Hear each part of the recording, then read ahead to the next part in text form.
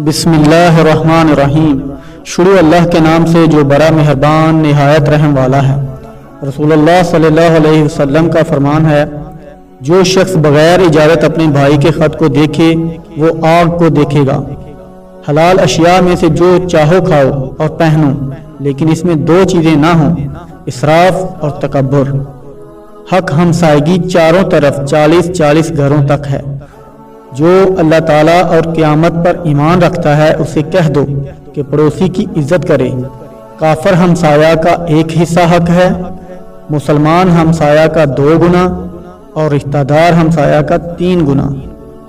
وہ شخص جو بڑوں کی عزت اور چھوٹوں پر شفقت نہیں کرتا وہ میری امت میں سے نہیں۔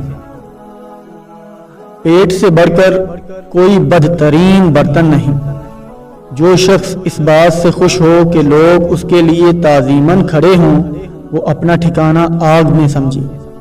دنیا کی کوئی چیز تمہارے پاس نہ ہو لیکن یہ 4 چیزیں ہوں تو تمہیں کوئی نقصان نہیں: راست گفتاری، حفظ امانت، خوش خلقی، غذائے حلال۔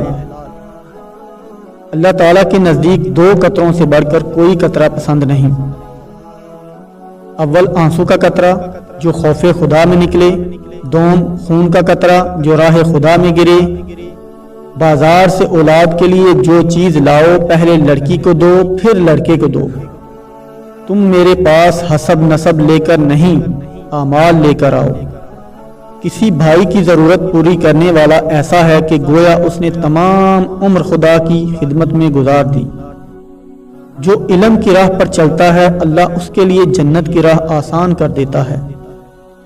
علم حاصل کرنا ہر مسلمان مرد اور عورت پر فرض ہے۔ جس نے علم کا راستہ اختیار کیا اس نے جنت کا راستہ اختیار کیا۔ جس نے طلب علم میں وفات پائی گویا وہ شہید ہوا۔ جہالت افلاس کی بدترین شکل ہے۔ گود سے لے کر گھور یعنی قبر تک علم حاصل کرو۔ علم بغیر عمل کے وبال ہے اور عمل بغیر علم کی تباہی ہے۔ ہمیشہ سچی اور حق بات کہو اگرچہ کڑوی ہی ہو۔